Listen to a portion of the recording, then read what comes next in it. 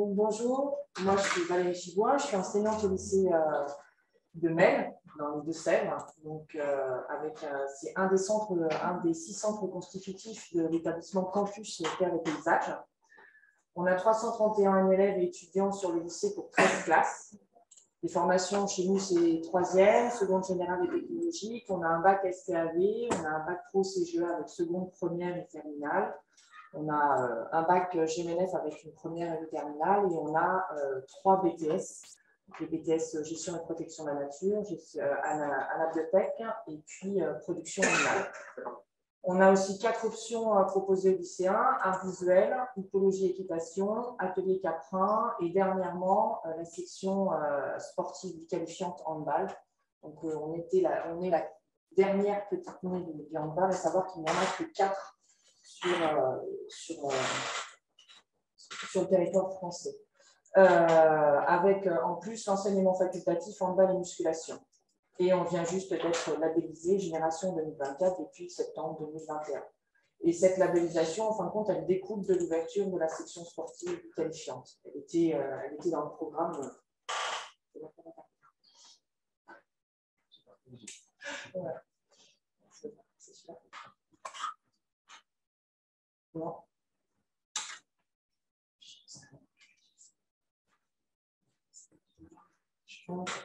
Donc, je voulais juste vous relater mon parcours pour vous montrer cette semaine olympique et paralympique. Et juste les actions que j'ai réalisées. Donc, fin septembre 2021, j'ai pris contact avec Joël Pigeot, le référent et chargé de mission de Sèvres et référent territorial de l'Aquitaine pour le Comité national olympique et sportif français. Je me permets de couper, c'est 2020, oui, pas 2020, ouais, je me suis trompée.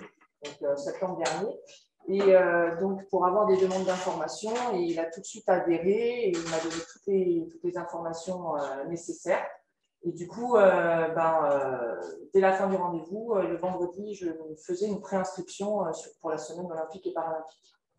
Ensuite, début octobre, j'ai commencé à faire la réalisation de la fiche projet, sauf pour le conseil intérieur et le conseil d'administration, parce qu'il fallait que ça soit un frais.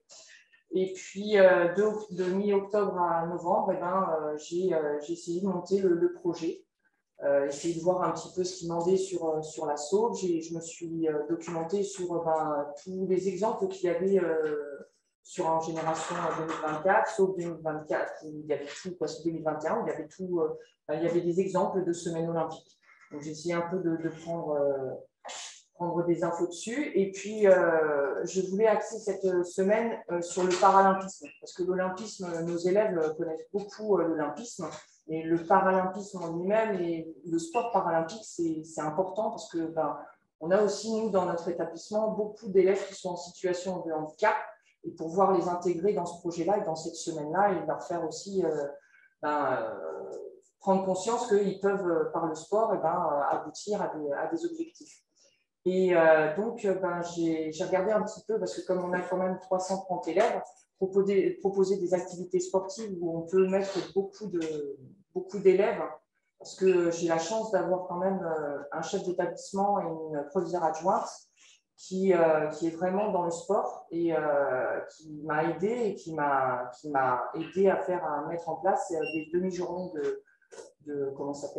d'activités sportives. Donc, ils ont bloqué des demi-journées pour qu'on puisse faire les tournois, que ce soit des tournois sportifs. Et donc, là, je me suis dit, tiens, je vais prendre contact avec M. Jocelyn Barré, entraîneur au club de volley-ball à Niort, et qui est aussi référent pour le volley assis. Donc, j'ai fait un peu mon projet là-dessus. En novembre 2020, je l'ai présenté aux équipes pédagogiques de tout l'établissement et j'ai eu l'adhésion de toutes les équipes pédagogiques et particulièrement donc, la classe de 3e et la classe de seconde GT. Il faut dire que c'était facile, j'étais professeur principal de la seconde GT, donc ils ne savaient pas le choix, mais bon. Et je leur ai proposé le fait sur ces 2 classes, d'avoir un emploi du temps, mais axé tous les cours axés sur les Jeux olympiques et paralympiques. Et tous sont adhérés. En mathématiques, ils ont fait des calculs sur une feuille de match. En physique-chimie, ils ont parlé pour les prothèses. En EATDD, ils étaient sur le climat, la biodiversité. En économie, ben, qu'est-ce que ça peut apporter l'organisation des Jeux Olympiques dans un pays. Voilà, tout a été fait en français.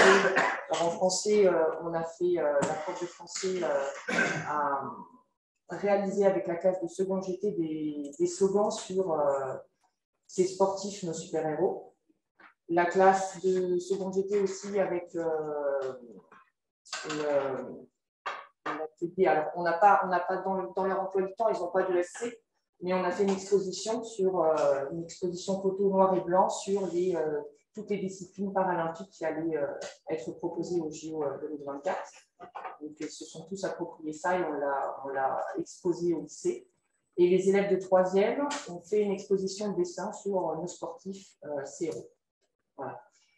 Ensuite, le 2 décembre, j'ai déposé le dossier définitif au Challenge SOP 2021, rencontre avec un athlète. Alors, je peux vous dire qu'au départ, non, je l'avais juste déposé pour faire la semaine olympique.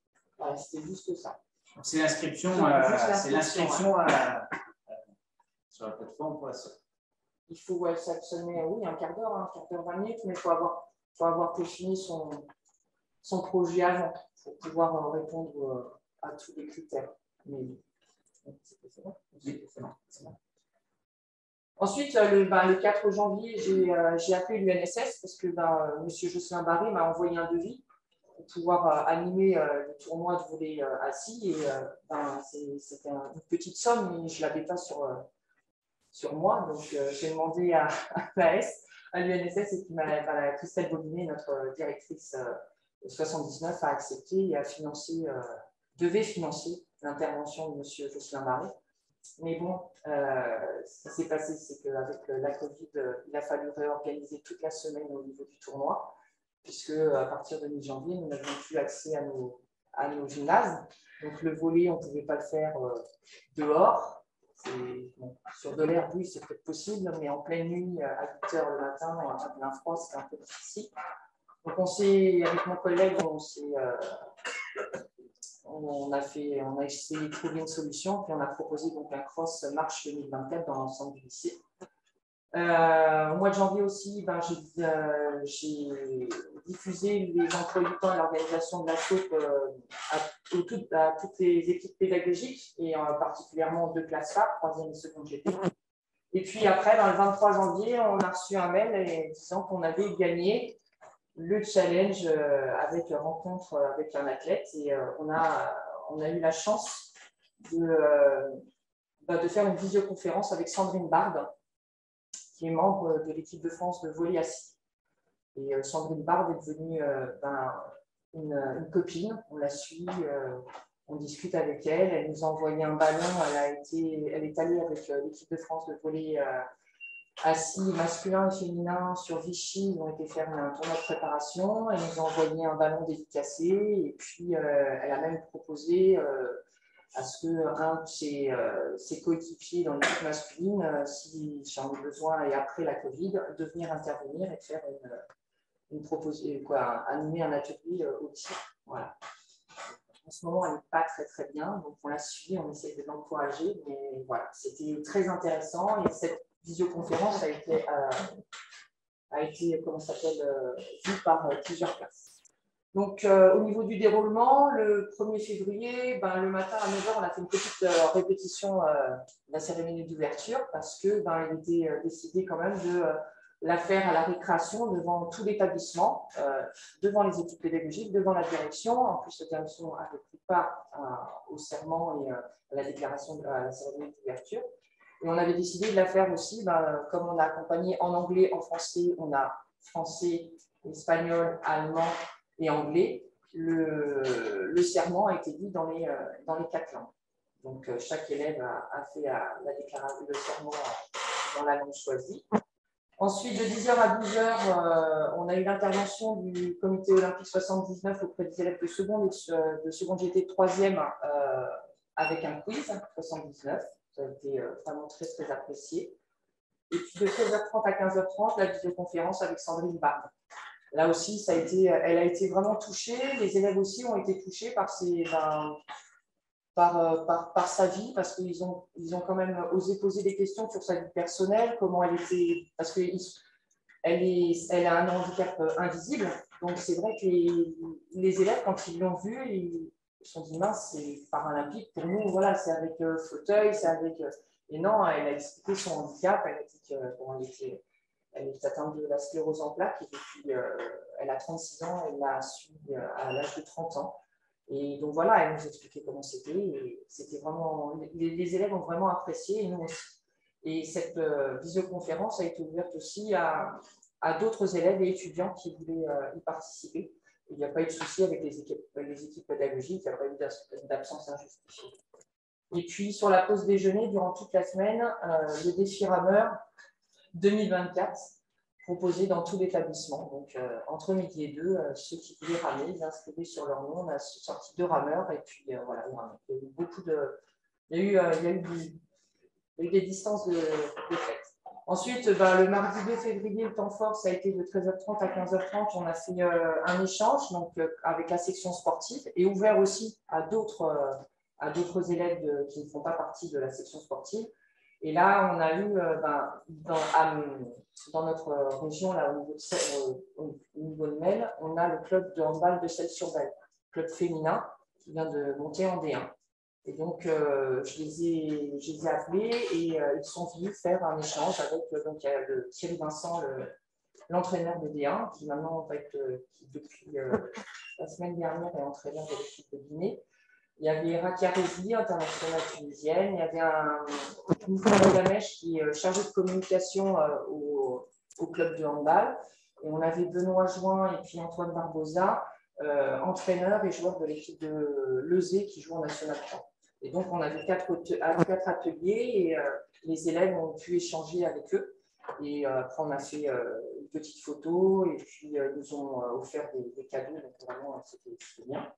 Le mercredi matin, donc 8h-12h, on a fait un cross-marche 2024 avec les lycéens. C'était une demi-journée banalisée.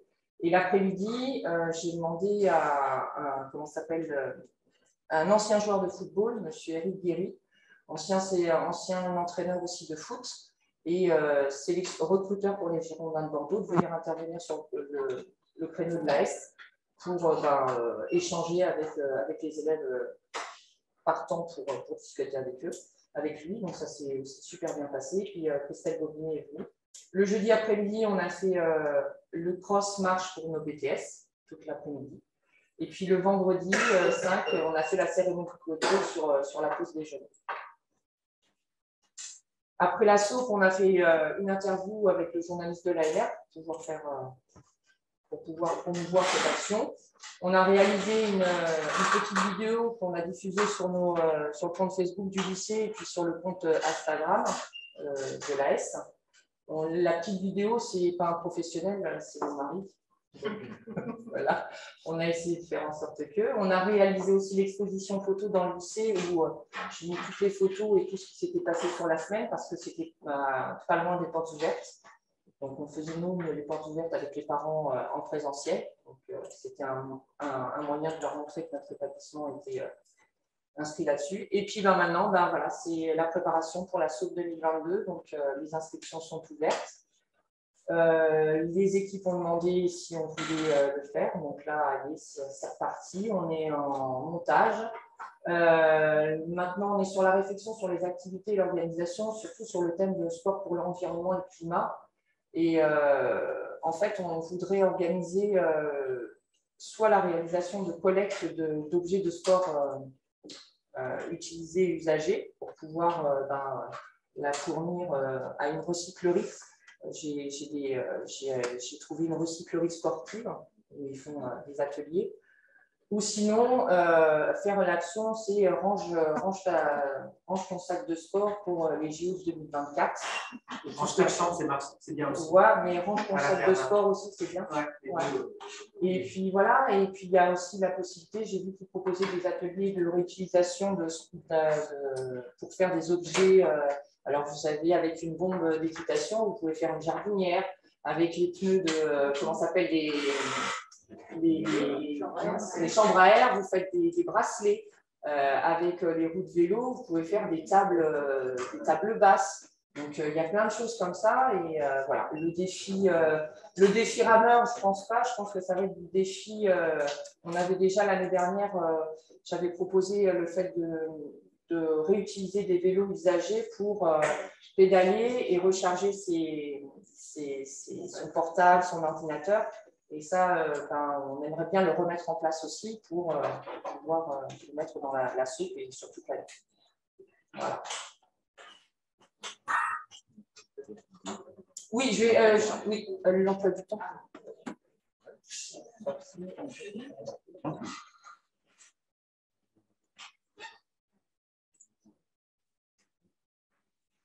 Voilà, ça c'est un moment. Non, c'est vrai. Oui.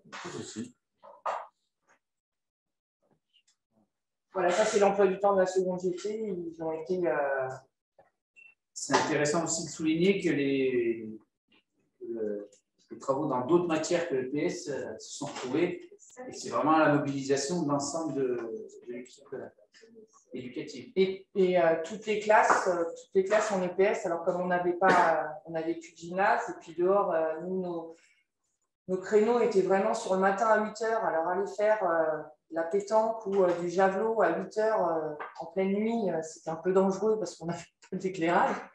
Donc ce qu'on a fait sur cette semaine-là, et en plus il faisait un petit peu froid, eh bien, on est allé sur le site sur Paris 2024 et on a visionné des films sur le handicap, sur les Jeux paralympiques.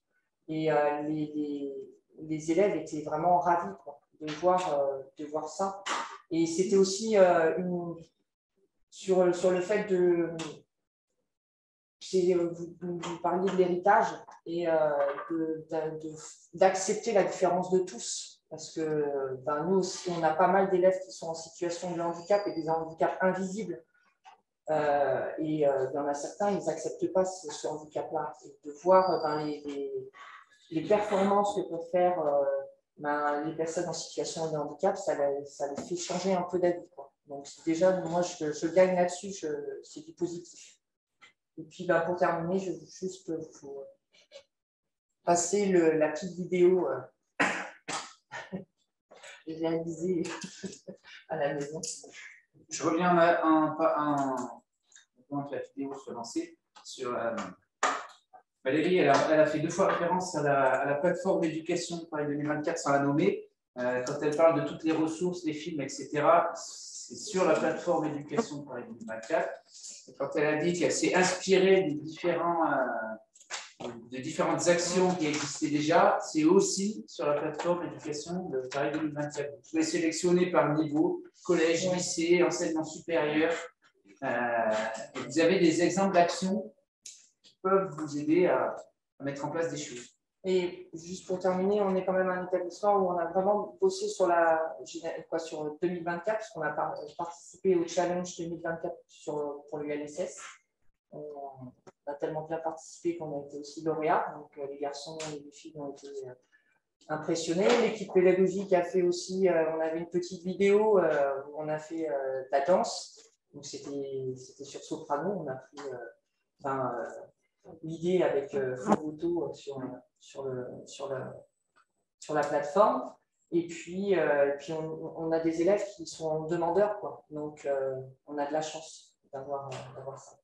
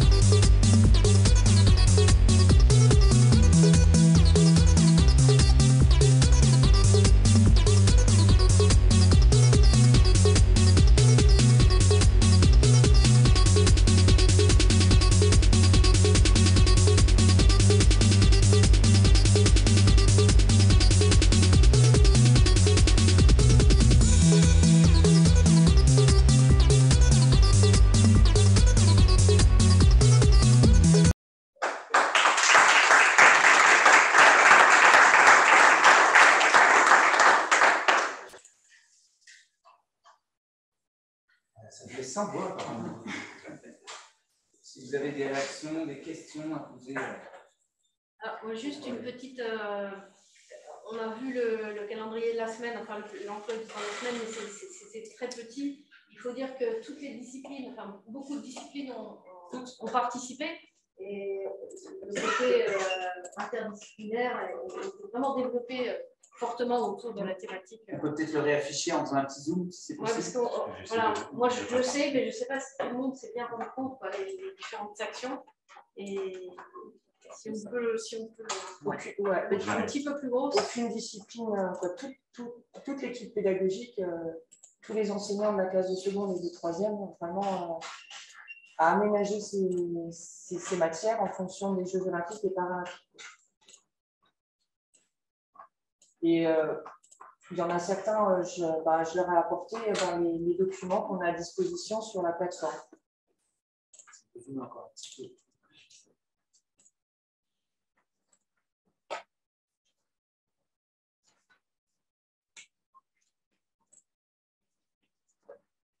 On a des exemples en maths, en histoire, en français, en ULC. On va utiliser. L'idée à retenir, c'est vraiment qu'on peut, sur de multiples sujets, créer des dynamiques et des ponts entre toutes les disciplines. Et ces affiches, ça peut être un support pour justement faire ces ponts. Et sur la partie plus professionnelle, il y a eu des articulations. C'était la seconde générale et puis la troisième enseignement agricole. Voilà. Après, toutes les autres classes ont participé. Les enseignants qui officient en troisième et en seconde GT sont aussi en professionnel. Donc, ils ont parlé aussi de l'olympisme, mais les emplois du temps n'ont pas été aménagés. Tous les emplois du temps n'ont pas été aménagés. Au niveau de la seconde des professionnels et puis des BTS, il y a eu les visioconférences. La seconde pro est venue sur la visioconférence avec Sandrine. Ils sont venus sur les rencontres avec les athlètes. Et maintenant, là, je sais qu'on recommence avec les troisièmes et puis les secondes GT. Mais j'ai eu les GMNF et les CGEA qui m'ont demandé pour cette année, quoi. Donc, c'est super. Et j'ai même des profs qui ont déjà réfléchi à savoir les propositions qu'ils ont faites en cours. Sur la partie vraiment spécifique, je pense à deux exemples en tête. Celui de la filière bois. La filière bois, c'est une priorité affichée par la Solidéo pour toutes les constructions du village olympique. Et généralement, du quartier va sortir du sol là, sous peu. Donc, est-ce que ce n'est pas quelque chose qui peut être valorisé dans les lycées? Je ne sais pas exactement comment ça fonctionne, enfin, dans les lycées qui font de la filière bois un corps de métier. Et puis, même chose pour l'alimentation. Donc, c'est la Sodexo qui a récupéré le marché, mais avec des choix, un cahier des charges qui est draconien. Est-ce que là aussi, il n'y a pas moyen d'être en contact avec eux pour pouvoir faire bénéficier des élèves de tout ce qui se construit autour du projet d'alimentation des millions de personnes qui vont à un moment ou à un autre traverser l'espace olympique? L'établissement qui serait potentiellement intéressé pour travailler sur le thème, sollicité. Voilà, il entre en relation avec quel interlocuteur en particulier? Là, c'est Paris 2024. Alors, si c'est Paris 2024, Marie Barsac, la directrice Impact et Héritage. Ou je pense au ministère. Sur la filière bois. Oui, filière bois, ici, c'est dossier. La thématique, c'est bien l'environnement. Et là, oui. Et donc, le bois, effectivement, on a compris. Il y a aussi, on a de l'aménagement.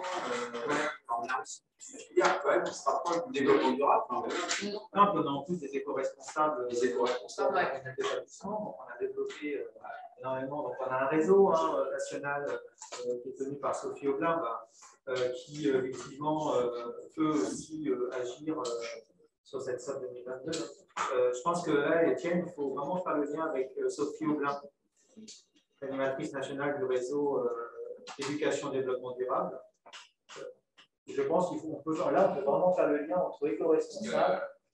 Le thème, il est quand même proche du. Ouais. Il il est sur le oui, il est dessus. Hein. Mais là, en plus, on a quand même, alors attendez, parce qu'on a quand même continué à produire autrement.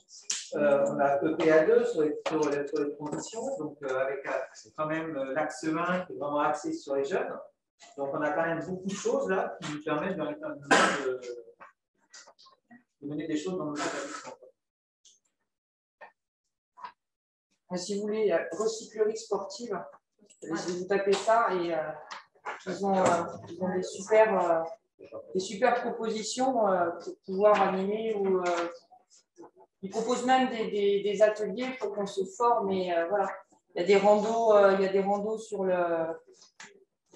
pour les troupes recyclées, sensibilisation au zéro déchet, il y a fabrication de bracelets en upcyclés en pneus, création de chausses éponges, atelier de marquage de vélos bicicode, co-réparation de moyens de mobilité, animation de parcours d'habilité de vélo, un Bixini et mixeur, mais bon, ça c'est un peu. Organisation et encadrement de balades. Donc, je sais que ce matin vous avez eu une intervention, mais c'est vrai que voilà, vous êtes en train de. Ils sont basés. Ils sont basés partout. Ouais, il y en a certaines qui sont basées. Il y a 5 sites en France. Et il faut, pour les contacts, c'est recyclerie, contact@recyclerie-sportive.org. Oui, il y a Bordeaux, il y a dans la région parisienne, il y a Paris. Marseille aussi. Oui. Il y a Ouvrage. Ouais. Et ce que tu disais sur les vélos chargeurs de batterie, nous, le pôle d'agroéquipement, nous va en EPI avec les moyennes, il va fabriquer ça. Donc le pôle d'agroéquipement, c'est tout à fait apte à le seul truc, c'est que j'ai commencé à le faire pendant la Covid avec des élèves volontaires. Donc, on a fait le schéma. Ils ont chez eux, sur l'exploitation, ils ont sorti le home trainer. Et puis, il faut chercher. Alors, au début, c'était avec la dynamo. Et puis maintenant, il y a un truc spécifique que tu peux mettre sur la chaîne. C'est avec des alternateurs. Voilà. Ça, c'est pas mal aussi. Hein. Et c'est jouable. Ça peut faire un lien avec les matières premières. Et pour terminer, un des 6 centres, le site de Niort, donc Gaston Chessac, va organiser l'assaut l'année prochaine. Peut-être demander après la labellisation sur le. Donc c'est exactement ce qu'on disait tout à l'heure sur le fait qu'un exemple d'un établissement qui fait un gros projet peut faire des petits dans les établissements d'à côté. Mais aussi, je pense aussi les chefs d'établissement. Il faut que les chefs d'établissement soient impliqués et connaissent. Parce que Génération 2024, moi, il m'a dit OK, mais il m'a laissé les clés. Bon, il sait ce que ça veut dire. Hein. Il est aussi très impliqué, mais je pense que s'ils ne sont pas au courant. Mais je pense qu'on va, comme on réunit assez régulièrement les directeurs adjoints et ce qu'on appelle les TV, je pense qu'on va pouvoir faire peut-être une piqûre de rappel sur avec l'information. Et pour si vous voulez avoir un athlète, contactez vos comités départementaux olympiques. Ils sont vraiment demandeurs, ils font des interventions gratuitement. Il n'y a pas de frais de déplacement, il n'y a rien du tout. Et c'est vraiment très très bien. N'hésitez pas. Merci. Merci à toi, Valérie.